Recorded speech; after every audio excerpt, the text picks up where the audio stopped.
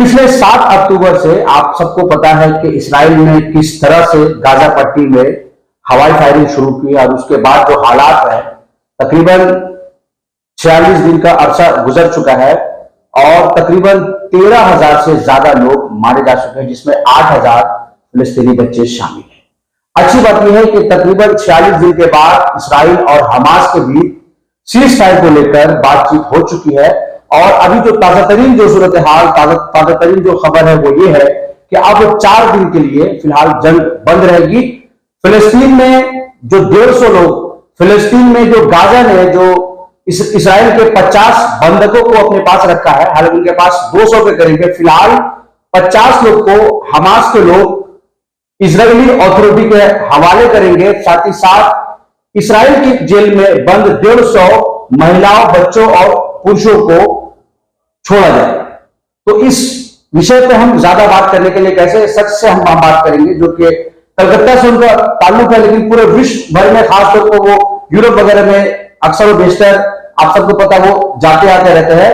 जैद साहब, ये जो हालात चल रहा है, ये जो पिछले तकरीबन 47 डे से जो हालात चल रहा है, जो गाजा में जो सूरत हाल है, सूरत हाल बद से बदतर है। गाजा में 36 में से 22 हॉस्पिटल का नामो निशान मिट चुका है। किसी तरह वहां पर जो है लोग जिंदगी जी रहे हैं, फ्यूल नहीं है, लाइट नहीं है। अभी 4 दिन का जो सीज फायर है, क्या लगता है कि गाजा के लोगों के लिए एक नई रे ऑफ होप, उनकी लाइफ में एक नई रोशनी मिलने जा रही है? देखिए, उर्दू की एक कहावत है ना कि दाना दुश्मन से, बेवकूफ दोस्त से दाना दुश्मन बेहतर होता है जी। आज वही बात सामने आ गई। आप हमास 150 लोगों को इजराइल छोड़ रहा है और हमास कम से कम 50 लोगों को छोड़ रहा है जी। आप इस पर गौर फिक्र करें कि ये कौन सा क्या बेवकूफ दुश्मन है या दोस्त है, या कैसे बेवकूफ दोस्त हैं कि 11 से 12,000 लोग मर चुके हैं। 13,000, उसमें बच्चे कम से कम 5,000, 8,000, चलिए 8,000 है, बच्चे 8,000 हैं, औरतें हैं, और कितनी चीज तबाह हुई है। इसका मतलब एक बेवकूफ दोस्त ने जो स्टेप लिया वो नहायती आज ऐसा माहौल हो चुका पूरी दुनिया में कि ये जो डील है, कहीं ना कहीं पीस हम सभी चाहते हैं जी। हम सभी चाहते हैं कि सीज फायर हो, बहुत अच्छी बात है, मगर जिस तरह से प्रेशर बनाया गया पूरे दुनिया में तमाम के तमाम आवाम के तरफ से, किसी मजहब के तौर पे बात नहीं कर रहा हूं, उसमें इंसानियत के तरफ से जो लोग आए हैं। जब लंदन में आपने देखा होगा, जूश खुद खड़े होके, इजरायली खुद खड़े होके बोल रहे हैं, कंडेम कर रहे हैं कि प्लीज सीज फायर करो जी। आप ये नहीं कहना चाह रहे हैं कि वो इंसान है पहले, और उसी इंसानियत के नाते उसमें गोरे थे, काले थे, मुस्लिम थे, क्रिश्चियन थे, तमाम मजहब के लोग, सब। देखिए ना कि बात पकड़ी नहीं जाए कि जूश की बात क्या गया जी। इसलिए मैं बताना चाहता हूं, तमाम के तमाम थे और तमाम के तमाम ने सीज फायर का डिमांड किया। तो ये होता है डेमोक्रेटिक राइट। अगर आज सही से अगर आप करेंगे तो ये बात सुनी जाती है, मगर कहीं ना कहीं अगर अच्छे पॉलिटिकल लोगों से बात करिएगा जो नॉलेज रखते हैं, तो ये नुकसान का सौदा है। आप देखें ना, 13,000 लोग मरे हैं और आप 50 आदमी छुड़वा रहे हैं। 200 आदमी छुड़वाने के लिए आपने 13,000 लोगों की कुर्बानी दी। तो ये बात समझ में नहीं आती, हजम नहीं होती। तो क्या आपको लगता है कि हमास जो 50 लोगों को फिलहाल जो छोड़ रहा है, क्या ये बहुत पहले कर देना चाहिए था? देखिए ना कि आप जब तैयारी आपकी नहीं होती है, आप सपोज एग्जाम देने जाते हैं और आपकी तैयारी नहीं है, आपने 1 पेपर लिखा, आपको 9 पेपर लिखना था, तो ये बेवकूफी बात है ना। आपके अड़ोस पड़ोस के जितने भी मुल्क हैं, तमाम के तमाम क्या आपके साथ दिए हैं? उन्होंने जबानी साथ तो सबने दिया है, डिप्लोमेटिक साथ किसने दिया? कोलंबिया ने दिया है, नॉर्थ अमेरिका के 3 मुल्क दिया, साउथ अफ्रीका ने दिया है, वो तो इस्लामिक मुल्क नहीं था। आप उस पर गौर फिक्र करें ना। तो ये बात कहने का क्या है कि आपने जो स्टेप उठाया, उस स्टेप से रिजल्ट क्या है? आप दुनिया के नोटिस में तो आज नहीं 72 साल पहले आ चुके थे जी। और बात यूएन में हो रही थी, यासीर अराफात से बेहतर जिंदगी कटा है क्या? यासीर अराफात के दौर से बेहतर जिंदगी काटा है फलस्तीनियों ने क्या? बेहतर काटा ना उस दौरान, क्योंकि पूरी दुनिया में नोटिस थे यासीर अराफात का लेके बात होती थी, यासीर अराफात यूएन में बात होती थी, आप सभी जानते। और तमाम के तमाम जिस माहौल से आप लोगों ने ये किया, देखिए आज जो कॉम्प्रोमाइज इजराइल नेतन्याहू साहब जो कर रहे हैं, नेतन्याहू साहब जो कर रहे हैं, नेतन्याहू जो कर रहे हैं, आप ये नहीं सोचिए नेतन्याहू जीत के आएंगे। कहीं ना कहीं पूरे इजराइल में एक तबका ऐसा भी है जो निकल के इनके सामने रास्ते पे आया है, उनकी भी मुखालफत में है, उन्होंने माफी मांगा है। आपने देखा उन्होंने अपने ट्विटर अकाउंट में माफी भी मांगा है, आपने उस पर भी गौर करिए। तो कहीं ना कहीं इजराइल में भी इलेक्शन है, उसके लिए भी जो इलेक्शन है, और अमेरिका में जो इलेक्शन है, तो बाइडेन के खिलाफ भी सुनिए बहुत से लोग हैं। आज अमेरिका में पूरे अमेरिका में आप देख लें, कहीं ना कहीं 60, 50, 52 और 48 है। 48 बाइडेन साहब है तो 52 ट्रम्प साहब है। अभी तो आप उसको भी गौर फिक्र, अभी ट्रम्प का जिस तरह से आप देखिएगा आज 52 कम बैक हो रहा है कि उनका सीधा सीधा अल्फाज है, when I am coming I am gonna stop the war. Stop the war, stop the war means उनके ड्यूरेशन में आज तक तो वॉर नहीं हुआ, तमाम के तमाम जितने भी आए हैं तमाम के दौरान में हुआ। तो बात यही है ना। तो क्या आपको लगता है ये जो बेंजामिन नेतन्याहू है या फिर Joe Biden, both are under pressure? देखिए प्रेशर दोनों जगह में इलेक्शन होना है, दोनों जगह बहुत सख्त चैलेंजेस का सामना कर। देखिए इलेक्शन एक बहुत बड़ा मुद्दा रहा है, हमेशा रहता है इलेक्शन, जमहूरियत में इलेक्शन बहुत बड़ा मुद्दा रहता है। कहीं ना कहीं किसी न किसी बहाने से ना लोग लड़ लेते। जब आप तमाम जगह से हार जाते हैं ना, तो जब एक गवर्नमेंट जब नहीं सकती है ना, तो वो क्या करती है, लास्ट स्टेप वार को इस्तेमाल करती है। और बड़े से बड़ा किताब भी आप उठा के देख ले, उस किताब में यही जिक्र आता है कि अपने सरकार को बनाना है तो लड़ाई कर लो। आप देखिए इससे पहले चाइना में अपने आप को जो हालात बना चुका था, वो तमाम के तमाम इंडिया से लड़ने पे उतर आया था, पूरे बॉर्डर पे आ गया था। चाइना के हालात क्या था, महामारी आ गई थी, इकोनॉमिक गिर रहा था, जीडीपी गिर रहा था, उसने ये लड़ाई कर ली। तो ये है सर। एक बात जाहिद साहब ये भी बहुत लोग कह रहे हैं कि हमास जो है, this is A creature of Israel. Hamas को इसराइल नहीं पैदा किया, जिससे बहुत लोग बोलते हैं कि तालिबान को अमेरिका वालों ने ही उसको जन्म दिया। हमास को अमेरिका सपोर्ट करता था अर्ली जब वो चल रहा था। अच्छा। देखिए पहले आप आइएगा तो बहुत सी बातें इजिप्ट पे आ जाइएगा, वहां पर ब्रदरहुड एक होता था, मुस्लिम ब्रदरहुड करके वो लोग एक लॉ चलाते थे, तो वो लोग इस्लामिक उसको फिर अमेरिका सपोर्ट करता था। तो कहीं ना कहीं हमास, कहीं ये जो लोग पैदा होते हैं ना कहीं ये कहीं ना कहीं एक ताकतवर ऐसा एक लोग अमेरिका है, जो जब तक उसको देखे ना, अमेरिका को जब तक लादी नहीं मारा तब तक तो उसने नहीं बोला आतंकवादी। पूरी दुनिया कह रही थी आतंकवादी। जिस दिन अमेरिका ने लैंड हुआ तब वो डिक्लेयर करता आतंकवादी। उससे पहले तक वो रशिया को मार रहा था तो अमेरिका बोलता नहीं आतंकवादी तो नहीं है, या टेररिस्ट तो नहीं है, या समाज को उनसे तकलीफ नहीं है। तो ये अमेरिका है, बात समझे ना। आप किसी टाइम आप अपने हिसाब से अपने सहूलत से हर चीज वो एक्सेप्ट कर लेता है। अभी जो फिलहाल 4 दिन के लिए जंग बंदी हुई है, this is a good sign at least कि गाजा में कुछ वहां के लोगों को कुछ अमन सुकून शांति से रह पाएंगे, फ्यूल मिलेगा, रिलीफ भी वहां पर पहुंचेगा।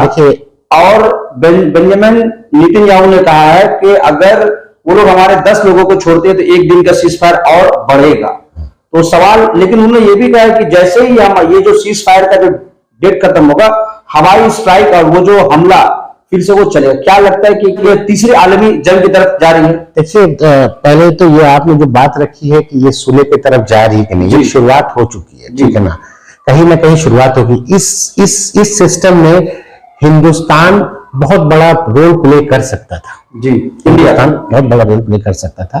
हिंदुस्तान बहुत बड़ा रोल प्ले कर सकता था। हिंदुस्तान क्या बहुत बड़ा रोल प्ले करता? हिंदुस्तान अगर ईरान से बात करता तो हिंदुस्तान बहुत बड़ा रोल प्ले कर सकता था। अगर ईरान को अपने साथ बात करके हिंदुस्तान डिप्लोमेटिक रिलेशन ईरान का बहुत अच्छा है हिंदुस्तान के साथ, अगर हिंदुस्तान बात करता है हिंदुस्तान बहुत बड़ा रोल प्ले कर सकता है। मगर कॉज का सपोर्ट किया है। मेरी बात सुने जी, मेरी बात सुने, सुलह कराने की बात हो रही है। अभी मीडिएटर के बाद तो हिंदुस्तान बहुत बड़ा रोल प्ले कर सकता था, मगर समहाउ हिंदुस्तान ने वो स्टेप नहीं उठाया। जी। अभी अमेरिका पूरी दुनिया में ना एक, आप समझ रहे हैं, देखिएगा कि जो पूरी दुनिया में ना एक जो मुसलमान के जो ताकतवर मुल्क बन गए, जैसे V2 में तुर्की है, अर्दोगान साहब है, ये जो मुसलमान के नेता बन रहे थे, वो कहीं चेहरा बन रहे, नेता बन चुके थे ना जी, कहीं ना कहीं बन जाता है। तो ये रखना, आज उनको वो फेलियर दिखे इन तमाम के सामने।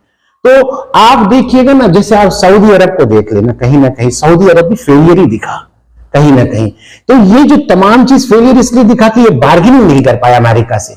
मगर जो अवाम जिस तरह से अमेरिका में रह के बाहर निकली है, इंग्लैंड में लेकर लोग बाहर निकले हैं, जो जो निकले हैं अवाम, वो निकल के एक प्रेशर गेन हुआ है समाज में, और कहीं ना कहीं सीज फायर एक अच्छाई की तरफ जा रहा है। लड़ाई खत्म होना एक अच्छी बात है, मगर ये जो सौदा इस मिजाज से हो रहा है, ये सौदे में कभी आपने गौर किया 50 इजरायली के लिए बार्गेनिंग में 50 इजरायली के लिए आपने 13,000 फलस्तीनियों को मरवा दिया। तो एक नादान दोषी कहेंगे हम इनको, हम तो इनको ये नहीं बोलेंगे दाना दुश्मन है। जज साहब, एक सवाल ये भी हम आपसे जानना चाह रहे हैं कि आप राइट नाउ कोलकाता, आप यूरोप में रिसेंट में रहे जब से ये जंग हुई है, यहां पर भी प्रोटेस्ट आपने देखा, कलकत्ता में भी देखा, लंदन में भी देखा, फ्रांस में भी देखा, पेरिस में भी देखा, डिफरेंस क्या देखा आपको? देखिए ना, एक सच, देखिए प्रोटेस्ट जो होता है ना, जो लोग जंग के खिलाफ, नियत क्या है, इंपॉर्टेंट ये है। आप अगर आप अमेरिका को बोल रहे हैं जाके कि आप स्टॉप वॉर करो, आपने ये बात, आप सोचे, इस तरह मैं आपसे बात करता हूं, आपके भाई को कोई मार रहा है, ठीक है जी, आप बोलते हैं कि मेरे भाई को कोई मार रहा है, और आप क्या कर रहे हैं, अब आपके भाई को कोई मार रहा है, मगर आप क्या कर रहे हैं कि अपने भाई को बचाने के लिए आप उनके पास जा रहे हैं, अपने पड़ोसी के पास जाके बोलते हैं मुझे बचा लो, मगर आप अपने अब्बा को नहीं कह रहे, आप अपने चच्चा को नहीं कह रहे, आप अपने खालू को नहीं कह रहे कि तुम आके मुझे बचाओ। मगर यूरोप में क्या हुआ है कि आदमी ने तुर्की के एम्बेसी को तलब किया, उन लोगों ने तमाम ने क्या किया है, सऊदी अरब एम्बेसी को कहा है, तमाम के तमाम मुस्लिम कंट्री को कहा, क्यों, तुम्हारा फर्स्ट प्रायोरिटी है, तुम जब बात कर रहे हो तुम पहले सामने आओ, और तुम आने के बाद प्रेशर गेन करो अमेरिका पे, क्यों, तुम अमेरिका के पपेट हो, तुम अमेरिका से बात करो समहाउ। तो ये बात हुई है, अमेरिकन कॉन्सुलेट में कोई नहीं गया, इंग्लिश कॉन्सुलेट में कोई नहीं गया पूरे दुनिया में, कहां गया पता है आपको, मेजॉरिटी बता रहा हूं कहां गए, वो मुसलमान कंट्री में कि आप हमारे भाई हैं, आज आपको खड़ा होना जरूरी है, अगर आज नहीं खड़े होंगे तो कब खड़े होंगे, तमाम के तमाम आपको दिख गए हैं, क्या दिखा, आप देखिए ना मिडिल ईस्ट में क्या हुआ, पूरे मिडिल ईस्ट में आप आइए, यूएई में क्या हुआ आप जाके देखें, एमिरेट्स में क्या हुआ आप देखें, ये तो आपको 46 दिन के अंदर आपने देखा, लोगों ने हर चीज किया, हर चीज, हर जो बाइकाट की जो बात हो रही है, आप इसे किस हद तक देखिए ना, जूश आपके नस नस में बसे हुए, यहूदी कंपनी आपके नस नस में बसे हुए। आपको डॉक्टर इसराइल साहब की बात कहना चाहता रज़ियल्लाहु तआला अन्हु, मैं उनको इसलिए कहता हूं, मैं उनको बहुत मानता हूं, उनकी एक बात है, उनकी बात क्या है ना कि आप इस्लाम क्यों आया था, सूद के खिलाफ आया था, सबसे ज्यादा इस्लाम क्यों आया था, सूद के खिलाफ, सूद मेजोरिटी में था, और कुरान में जिक्र खूस का ज्यादा है, तो सूद जो है ना, ये आप अगर बॉयकॉट करना चाहते हैं, सबसे पहले आपको क्या बॉयकॉट करना होगा, अभी आपका वीडियो भी फेसबुक पे जाएगा, फेसबुक भी तो जूइश का है, हम व्हाट्सएप में भेजेंगे, ये भी तो जूइश का है, एक मिसाल दे, छोटी छोटी बातें, उससे इंपॉर्टेंट क्या है पता है आपको, आपका बैंक अकाउंट है, बैंक पूरे दुनिया में बैंक किसका है, यहूदियों का है, मेजॉरिटी उनका ही है, गलत है सही बताइए ना, उन्हीं का पॉलिसी चल रहा है पूरे दुनिया से, तो आपके नस नस में ये बसे हुए, अगर बॉयकॉट से बेहतर क्या है, बॉयकॉट जो कर रहे हैं, मैं ये नहीं बोल रहा खराब है, मगर मैं कहना क्या चाहता हूं कि ये जो है ना, ये इससे उनको फर्क नहीं पड़ता, उनके कान के नीचे जुई नहीं रहने का, उनके लिए जरी सी बात है। अगर 1.5 बिलियन मिसाल दे रहे बात का कि आप बोलेंगे मुसलमान है, तो उसी तरह क्रिश्चियन भी तो है, तो दो कम्युनिटी में बांटिएगा तो फिर भी आप हार रहे हैं, वो जीत रहे हैं, वो ज्यादा है तादाद में। तो बात ये कहना चाह रहा हूं, सुन लीजिए, बात ये कहना चाह रहा हूं, गुड्स क्या है, गुड्स को बॉयकॉट करने का निजाम ये नहीं है कि अगर आपको सही डेमोन्स्ट्रेशन करना है तो आप उस जगह पहुंचे जो दुनिया में अपने आप को कहते हैं कि हम मुसलमानों के सरदार हैं, हम इकोनॉमिकली वे से हम स्ट्रॉन्ग हैं, उस जगह पर आना पड़ेगा। सुनिए ना, आप याद करिए ना, अगर कहीं ना कहीं जुल्फकार अली भुट्टो साहब हैं, वो क्या कर रहे थे, कहीं ना कहीं उनका एक प्रपोजल पढ़ रहा था, वो क्या कर रहे थे, इस्लामिक बैंक बनवा रहे थे, कहीं ना कहीं वो बनवा रहे थे। इस तरह क्या सऊदी अरब एक बैंक नहीं बना सकता, या टर्की एक बैंक नहीं बना सकता, इस्लामिक बैंक है बहुत सारे, नहीं, उस इस्लामिक कंट्री को जोड़ के एक बैंक बन रहा था, जिस तरह वर्ल्ड बैंक बना हुआ था, उस तरह उनका एक पॉलिसी में पढ़ रहा था। मैं ये नहीं तारीफ की, तो मतलब एक सोच बता रहा हूँ, ठीक है ना, हर आदमी अगर अच्छा कुछ सोचता है उसकी बात हो रही है, ठीक है। इस्लामिक बैंक होना चाहिए वर्ल्ड वाइड एक इस्लामिक बैंक होना चाहिए था, हम इकोनॉमिक उससे चलाते। आज कहीं ना कहीं आज डरता क्यों है बंदा, किसी से क्यों डरता है?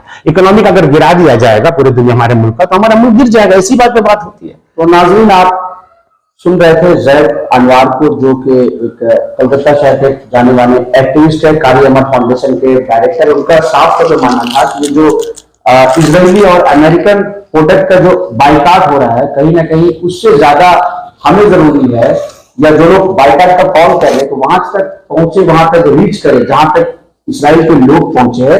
साथ ही साथ इनका ये भी मानना था कि हमास ने जो फिलहाल एक सीज फायर का डील किया है इजराइल के साथ, जिसमें 4 दिनों के लिए फिलहाल जंग बंदी पर दस्तखत हो चुके हैं, जो कि लेटेस्ट अपडेट है।